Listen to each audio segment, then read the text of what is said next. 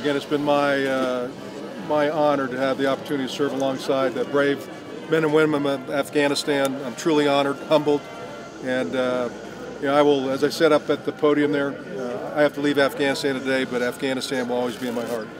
And I look forward to staying in touch with the senior leadership here, along with the coalition. I know there's some very, very tough times ahead for the country of Afghanistan, but I do see resilient people, resilient security forces, and they're going to get through these challenges. So, Tashakul. I think we'll take a couple questions. Sir, is there one incident in your 18 months here that really stands out in your mind and sort of illustrates what the country's been through? I think it's been transition on transition on transition. You know, when I got here, we were going to 1,000 at the end of this year, and now we're in a whole different place. And I think that's a good thing. I think we have to continue to show the people of Afghanistan, the Afghan security forces, the national unity government, NATO, the Taliban, that hey, this is a long-term commitment, and the coalition is determined to stay here.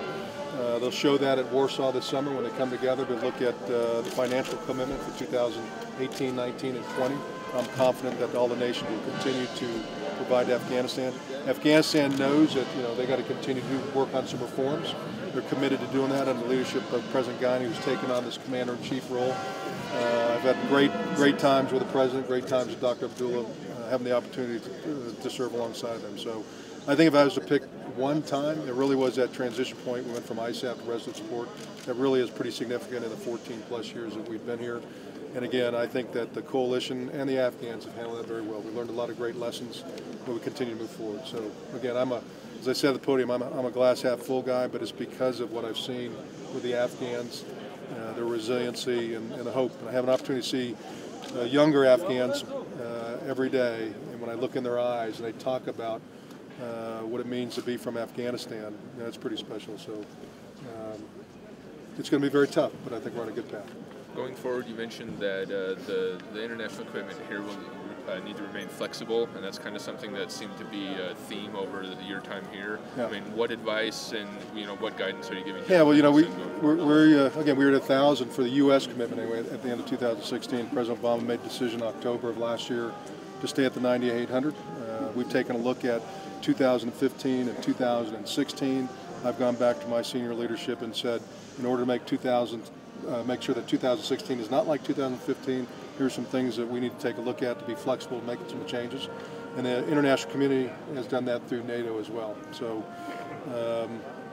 I do think we have to be flexible there as we go forward. It should be conditions based on the ground. In terms of reforms you mentioned, sir, do you see that sense of urgency considering the tough times ahead? Yeah, I think it's very hard. I talked about before building an aircraft while in flight, and that's kind of what this is. The Afghan security institutions continue to grow. At the same time, they have to fight, and that's very, very, very tough. Reconciliation's out there. My message to the Taliban has been, put down your arms, come and talk to Afghanistan, be part of the political process. Why are Afghans killing Afghans? So the Taliban under Mansour, he has no religious credibility there. So come together and talk and drive to the peace table. But on the reforms, the Afghans know what they have to get after. Again, very tough as they continue to fight. But they have to work on their leadership. They got to work on recruiting. They got to work on attrition. They're working on becoming more flexible, more maneuverable. They're working on an operational force generation cycle where you can have people that actually take some leave time, be with their families, have time to train, and have time to fight. And that'll help out the attrition. So the senior leadership from Minister Standing's Eye and the MOD all the way down understand that. And the same thing under the Minister of Interior, who's just gone through some changes. They'll get after it too. Mr. General, today Rahil Sharif was here also. But most of our officials say that Pakistan was supporting terrorists. What was your observation? Yeah, I've had a very good relationship with General Rahil. I try to get to Pakistan every couple of weeks. I talk to him on the phone. They got a very tough fight in Pakistan as well, and many Pakistan soldiers, police, civilians have died because of terrorism. What I talked to him about is making sure that there's a common enemy here, that both Afghanistan and Pakistan can stand up together. And he's working at this very hard. He made some very courageous decisions about summer 14. to do a concerted effort into many areas that no other leader would have gone to in Pakistan to try to drive out the terrorists. So he's working hard, but he has a tough fight, both internally, just like in Afghanistan. I think the more that Pakistan and Afghanistan, from a military to military, can work that relationship, corps commanders talking to corps commanders, it's going to get better. So they have to talk. I see that happening under the leadership of General Hill, under the Minister of Defense, under General Khadim Shah, so I think that's a good thing. One more, sir? One more question? One more. My last question in Afghanistan. So no, it's not about Afghanistan only. I'm from Turkish State TV, actually. Just one question, specifically your view about, because our army is the second higher number of the army in Afghanistan. What's your view about this resolution support? They are part of this mission. Yeah, I think Turkey has played a great role. They train, advise, assist, what we call TAC Capital here in Kabul, both from an army and police perspective. We could not do our mission without all the coalition. Turkey plays a huge part by being a framework nation along with Germany, Italy, and the United States. So absolutely critical to have them on board.